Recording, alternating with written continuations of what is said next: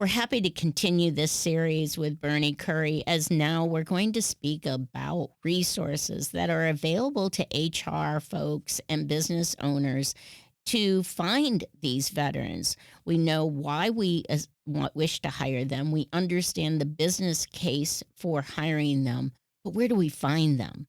Bernie, thanks so much for coming back to What the Heck is Happening in HR. Help us find these folks. For our podcast disclaimer, please visit the episode description.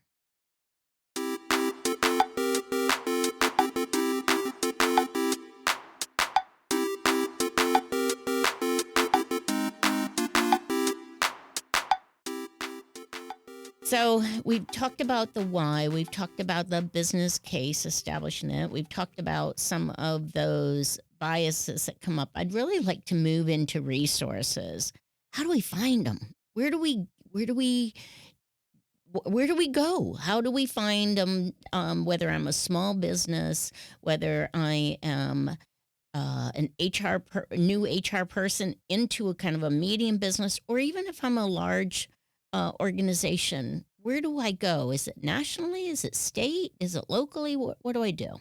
Well, the good news is we're living in the Tampa Bay area, who happens to be one of the top friendliest military focused community in the United States. And so we're very fortunate to have a number of commands on MacDill Air Force Base, the Coast Guard in St. Petersburg. I mean, there's just so many different venues locally. Uh, you know, I would suggest a number of things.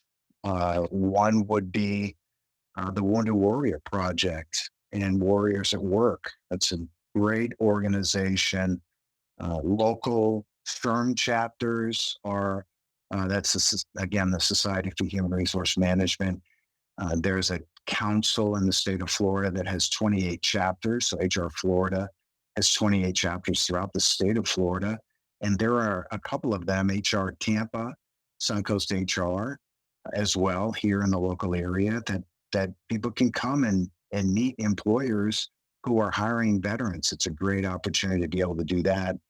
Not only that, the Danilo Institute for Veterans and Military Families is a great resource. The Camaraderie Foundation, and Hire Our Heroes, I can't say enough about, not to mention Skill Bridge, the National Labor Exchange, Veterans Business Outreach, and I also want to put a plug in for Military One Source.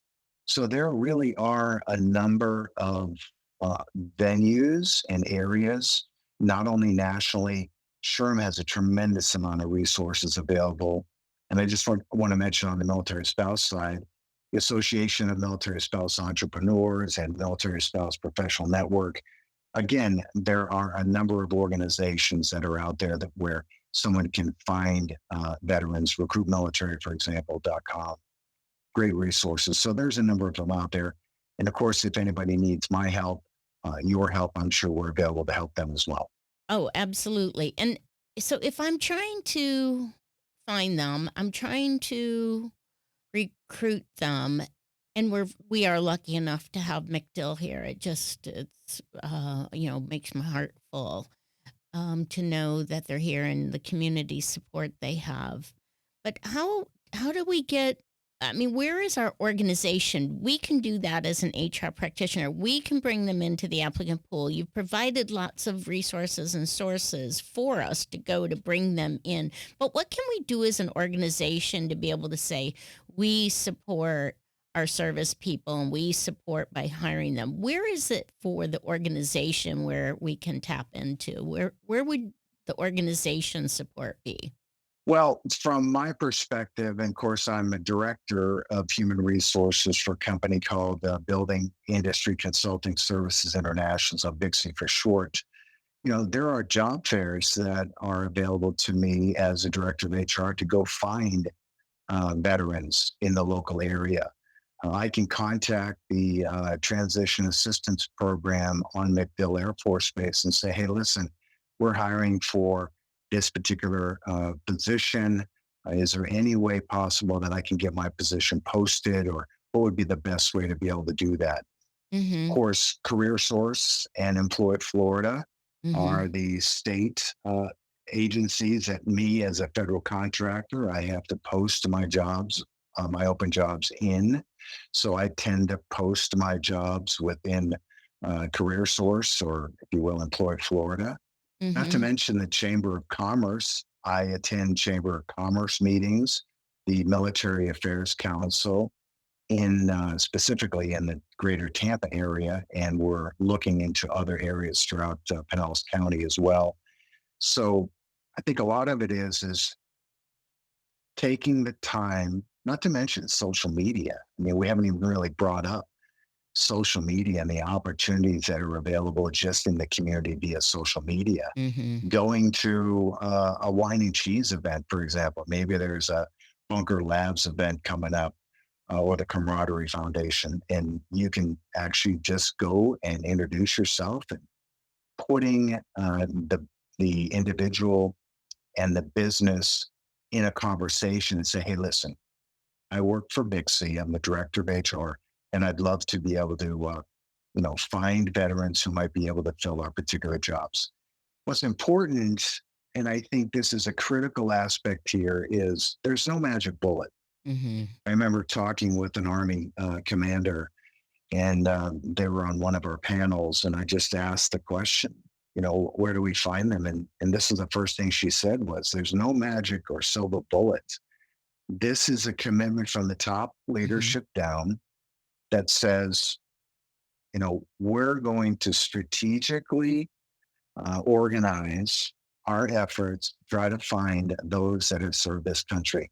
And from Mhm. a veteran perspective, me as a veteran, we're not looking for special treatment. Okay. We're not, we just want a place in the line to be able to have the opportunity to compete with anyone else who's looking for that particular job or applying for the job. So those are just a couple of my thoughts with regards to some of the things that we do. And there's just a number of other opportunities and ways to be able to do that. Yeah, I appreciate that. I was thinking, through Career Source and how we generally have relationships already with them, but have we explored this aspect of that relationship? So I do think there's some good opportunities there. I also know that just other activities that are in the community, whether it's Veterans Day parade, whether it is putting wreaths at the cemeteries, but it puts us in touch with other like minded people who wish to support the military. And though it I'm just so might, glad. it's just the opening of an opportunity to build that relationship. I'm sorry, go ahead. No, I'm so glad you said that because Wreaths Across America, my wife and I went up and did that over the holidays last year, and we're going to be looks like we're going to be pulling a team together to do that again up in Bushnell. To your point, it's just a great opportunity, and I think it really starts with the individual. Hmm. What and I remember having this conversation with myself. My son had received orders to Iraq for the very first time as an infantry soldier. It had been his first deployment. And I remember sitting on the back deck of my house and just, watching the sunset. And I said to myself, what can I do to honor the sacrifice that he's going to be making, leaving his bride and young child behind for a year? And I'm an HR practitioner. So what can I do to rally others to do the same thing? And I think it really starts from the individual. Hmm. Like I did, and many others who raised their hand to go in the military, I think those who may have never been in the military still need to ask themselves the question: am I willing to raise my hand right now Hmm. to advocate and support those that have served, regardless of whether I've served or not? It's a challenge and opportunity for all of us. And I remember being in an organization, and I suggested that we pull our veterans and we celebrate them on Veterans Day, and we showcase who they are, and we use one of their photos from when they served. And so many people loved that. And they didn't know that we had so many veterans from so many different parts of the armed services. I mean, they were just amazed, and it was just something that hadn't been done. Now, the first time I recommended it, I was told, "Well, we don't do that." And I went, "Why don't we do that?" And they're like, "Well, I guess I don't know. No, I guess nobody's ever asked." And I went, "Well, I'm asking, so let's do." And that's what we did, and it really came off really special. They felt respected and honored. It educated our workforce, and it just was a warm, warm moment. I just, I just really loved that particular. Sometimes in HR we have to do yucky things, and this was one of those that was just Right. celebration, all for good reasons. That's a beautiful story.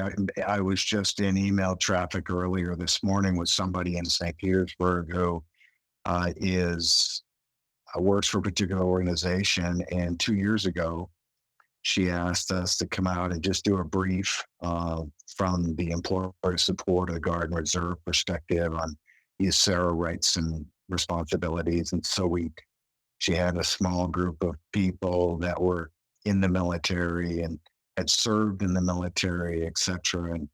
And she brought in some light refreshments and food. And Hmm. this was the first time as their new HR practitioner where she created this, employee resource Hmm. group of veterans together. She's doing another one this coming Monday, inviting spouses to come to this particular event. Hmm. And so what they're going to do is they'll actually they have a flag out front, and so they're going to start by the playing of the national anthem, and then they're going to recite. Um,